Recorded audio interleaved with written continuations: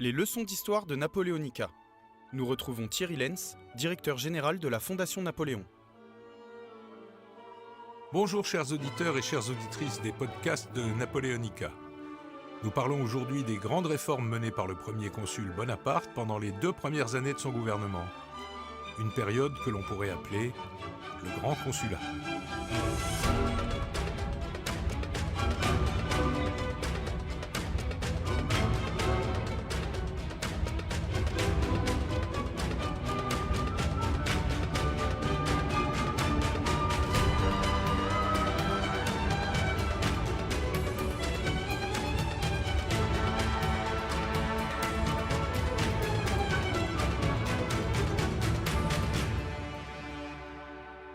Si Napoléon était mort à la fin de l'année 1802, il aurait aujourd'hui encore plus de statues et de rues portant son nom. On peut même dire que son œuvre serait célébrée par tous, dans la France entière. Il apparaîtrait comme le plus grand réformateur de notre histoire, et on ne discuterait guère son bilan. Qu'on en juge, 24 mois après le coup d'État de Brumaire, il avait réorganisé l'État et l'administration, mis fin à la guerre extérieure, pacifié l'ouest de la France qui s'était soulevé contre la Révolution, signé avec le pape un concordat qui rétablissait la religion catholique tout en la mettant hors de la sphère publique, et bien d'autres choses encore. C'est ce premier bilan du gouvernement de Napoléon Bonaparte que je vais dresser pour vous aujourd'hui.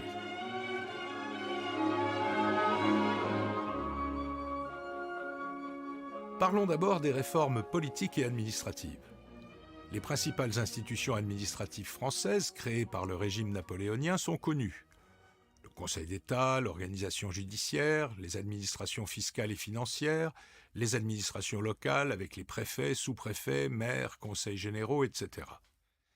Cet ensemble impressionnant a donné naissance à la France moderne et beaucoup des institutions créées entre 1800 et 1802 existent encore. Elles constituent la colonne vertébrale de la présence publique dans notre pays jusqu'à nos jours. Elle lui a permis de traverser toutes les crises et de changer fréquemment de constitution sans que soit remis en cause l'efficacité et l'utilité de l'État. Cette pyramide de responsabilités et de compétences eut un effet décisif sur l'achèvement de l'unité nationale. Première des grandes lois de cette époque, celle sur l'organisation des circonscriptions administratives, qui fut promulguée le 28 Pluviose de l'an 8, 17 février 1800. Nous étions quelques jours seulement après l'entrée en vigueur d'une nouvelle constitution. Jusqu'en 1982, cette loi ne fut qu'amendée, parfois sensiblement, mais sans remise en question de son économie générale. Il en subsiste encore de larges pans, à commencer par le découpage administratif et l'institution préfectorale. Pour apprécier l'œuvre napoléonienne, on ne doit jamais oublier qu'elle intervint dans un contexte troublé. Guerre extérieure, guerre civile, désordre général dans les administrations locales et nationales. Ce contexte nécessitait des décisions d'autorité, ce que paraissaient demander les élites et même le peuple. Alors que le centre était réorganisé et renforcé, le territoire fut divisé en départements, arrondissements et communes. Chaque circonscription était organisée autour d'un exécutif et d'une assemblée délibérante. Préfet et conseil général pour le département, sous-préfet et conseil d'arrondissement pour l'arrondissement, maire et conseil municipal pour la commune. Les préfets, sous-préfets, maires et adjoints des communes de plus de 5000 habitants étaient nommés et révoqués par le chef de l'État. Les maires de communes de moins de 5000 habitants l'étaient par le préfet. Tous ces exécutifs étaient hiérarchisés entre eux, le préfet dirigeant au quotidien l'action des sous-préfets et des maires. Le département était la circonscription administrative de référence. Son chef-lieu pouvait accueillir en outre des unités déconcentrées des services de l'État. Enregistrement et domaines, conservation des hypothèques, postes, conservation des forêts, droits réunis, c'est-à-dire les impôts indirects, régie des sels et tabacs, police, division militaire, légion de gendarmerie, etc. À la tête de chaque département, le préfet représentait le gouvernement et, au terme de la loi, était seul chargé de l'administration. Il dirigeait les services publics et correspondait directement avec les ministres, mais son supérieur hiérarchique direct était le ministre de l'Intérieur. Il était responsable devant le gouvernement de l'exécution des lois et règlements. Il disposait de la police et de l'armée pour maintenir l'ordre. Il ordonnançait les dépenses et surveillait la perception de l'impôt. Il représentait l'État en justice et agissait en son nom pour les actes de gestion. Il exerçait une tutelle absolue sur les actes des autorités inférieures, sous-préfets et maires. Il était aussi le représentant du département en tant que tel. Il exécutait les décisions du Conseil général et préparait le budget du département. Ce préfet agissait par l'intermédiaire de ses propres services installés à la préfecture et dirigé par un secrétaire général. L'arrondissement était une nouvelle subdivision. Doté de services légers, il était administré par un sous-préfet qui passait le plus clair de son temps à exécuter les ordres du préfet dont il était le collaborateur territorial direct. Avec Napoléon, les communes retrouvèrent leur administration propre après en avoir été privées sous le Directoire. Il y avait 45 768 communes sur le territoire français de 1801. La fonction de maire fut rétablie. Il était seul chargé de l'administration de la commune. Il était assisté dans sa tâche par 1 ou 2 adjoints nommés par le préfet ou le chef de l'État. Il n'était pas un représentant de sa commune, mais un fonctionnaire public soumis à l'autorité du sous-préfet et du préfet. Mieux valait parfois car, pas plus que les gouvernements révolutionnaires, le consulat et l'Empire ne parvinrent à mettre en place un personnel municipal de qualité. Dans leur travail, les préfets, les sous-préfets et les maires, fonctionnaires exécutifs, étaient assistés de conseils non élus, conseil général au niveau du département, conseil d'arrondissement et conseil municipal. Afin d'éviter les assemblées générales bavardes et houleuses de la période révolutionnaire, ces conseils aux membres nommés étaient essentiellement consultatifs. Leurs réunions étaient courtes, convoquées par le préfet une fois par an pour 15 jours au maximum. On donnait aux conseillers des dossiers ficelés. Les vœux qu'ils pouvaient émettre concernaient le plus souvent des sujets d'intérêt local ou, lorsqu'ils élargissaient leur champ de vision, consistaient en adresses louangeuses au premier consul ou à l'empereur.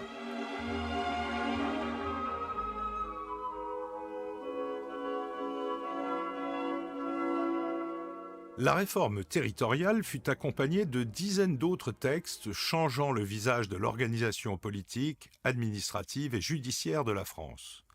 En voici une liste non exhaustive. Le 13 février 1800, création de la Banque de France. Le 8 mars 1800, création de la préfecture de police de Paris.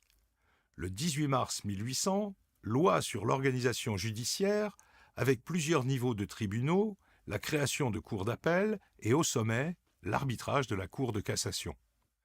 Le 6 septembre 1801, création des inspecteurs généraux du Trésor public. Le 16 septembre 1801, création de la Direction générale des douanes. Le 24 mars 1802, promulgation d'une grande loi sur l'instruction publique qui prévoit notamment la création des lycées. Le 19 mai 1802, promulgation de la loi sur la Légion d'honneur. Le 19 novembre 1802, création de la Direction générale des musées.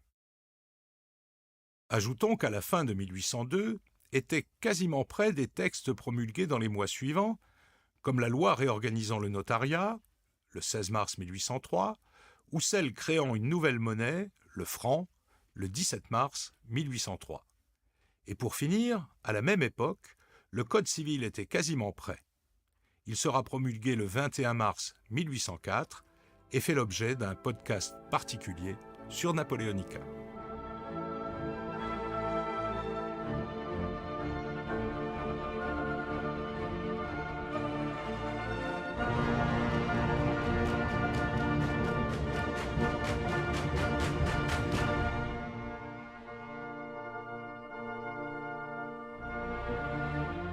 Toutes les réformes napoléoniennes mettaient en place une organisation hiérarchisée sous forme d'une pyramide avec une autorité supérieure à son sommet. On aurait tort cependant de simplifier cette démarche en disant que Napoléon se contenta de plaquer le modèle militaire sur l'administration ou la justice. C'est plutôt la recherche d'efficacité qui conduisit au choix d'une forme pyramidale. N'oublions pas non plus le désir d'assurer l'unité de la nation. Le principe d'unité et d'indivisibilité de la République était un héritage direct de la Révolution. Il visait à supplanter celui de l'indivisibilité de la couronne. L'unité nationale fut donc poursuivie dans plusieurs directions. Unité constitutionnelle, avec la création d'institutions ne relevant que de la nation. Unité juridictionnelle, avec la création d'un seul tribunal de cassation pour l'ensemble du territoire. Unité administrative, avec le découpage départemental uniforme. Unité territoriale, avec la proclamation du principe d'indivisibilité de la République. L'État napoléonien ne reniait pas cette démarche multiple. Qui plus est, la solution centralisatrice répondait à une des grandes craintes du temps, la dissolution sociale. Les moyens mis en œuvre par le régime napoléonien, centralisation, autorité, efficacité, ont trop souvent été privilégiés par ceux qui les ont étudiés, aux dépens de cet objectif philosophique, l'unité politique et administrative devait déboucher, et déboucha, sur l'unité nationale.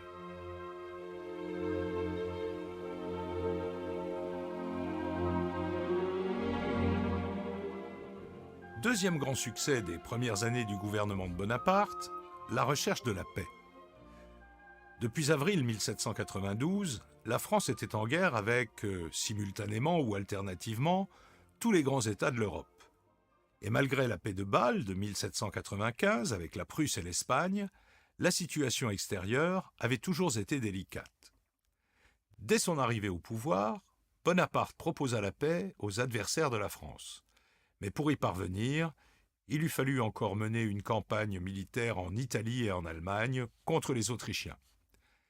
Grâce aux victoires de Marengo en Italie et de Hohenlinden en Allemagne, il contraignit ceux-ci à signer le traité de paix de Lunéville le 9 février 1801.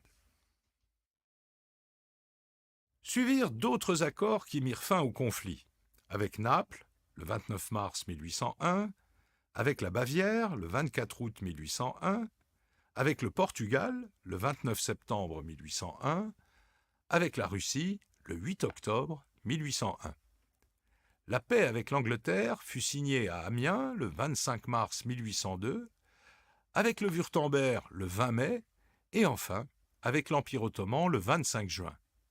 À l'été 1802, pour la première fois depuis 10 ans, la France était en paix.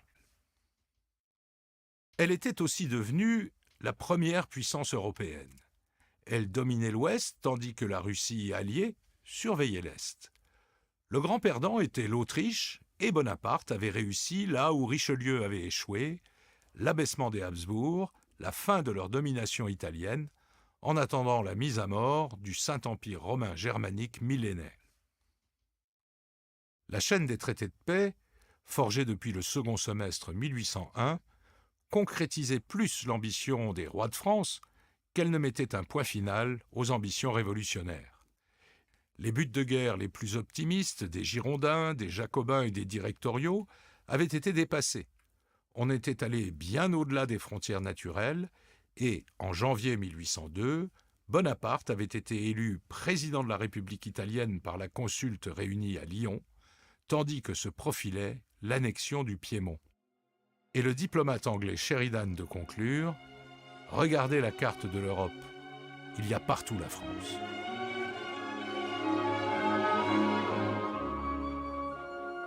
Paix au dehors, mais aussi paix au dedans.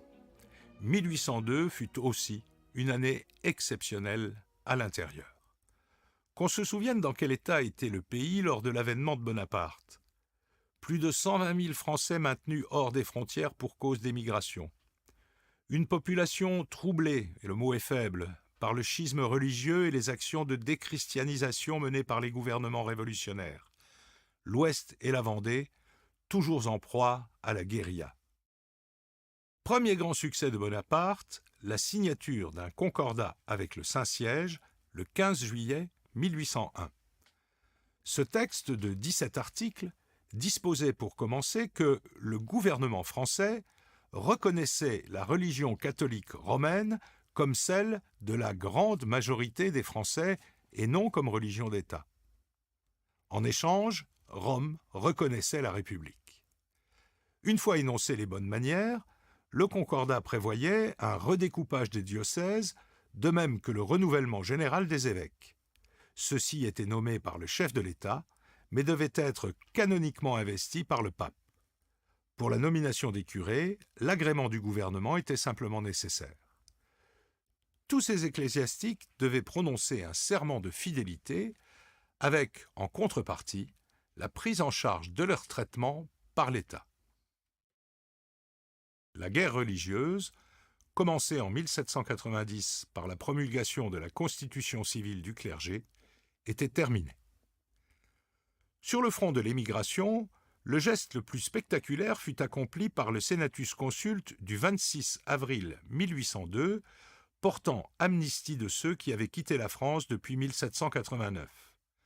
Seule condition, ils devaient rentrer avant l'automne et prêter serment de fidélité au gouvernement de la République. Dès la promulgation du texte, des milliers d'émigrés se pressèrent aux frontières et rentrèrent chez eux. Ces deux mesures, le concordat et l'amnistie, éteignirent les guerres de l'Ouest. Chouans et Vendéens firent à leur tour leur paix avec le gouvernement.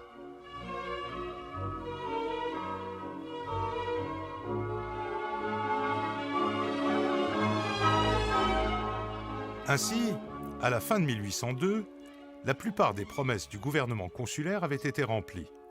Rappelons que tout ceci se passait à une époque où l'information, les lettres, les ordres circulaient bien moins rapidement qu'aujourd'hui. Cela laisse imaginer les efforts qu'il fallut faire pour mettre en œuvre ces réformes et pour commencer à les rendre efficaces. Pour la carrière de Bonaparte, ce fut aussi un moment important. Il put marcher vers une monarchisation de la République. Il se donnait d'ailleurs des allures de monarque.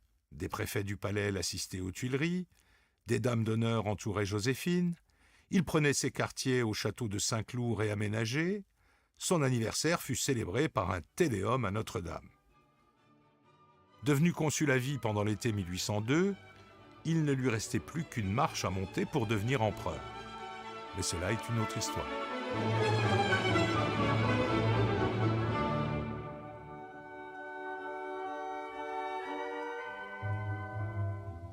Vous venez d'écouter un podcast de Napoléonica, la marque scientifique de la Fondation Napoléon, enregistré à l'ACAV Studio à Versailles. Réalisation Victor, musique Ludwig van Beethoven et Alexandre Korchia. Retrouvez des compléments historiques et tout ce que vous voudriez savoir sur l'histoire des deux empires sur le site www.napoleon.org de la Fondation Napoléon.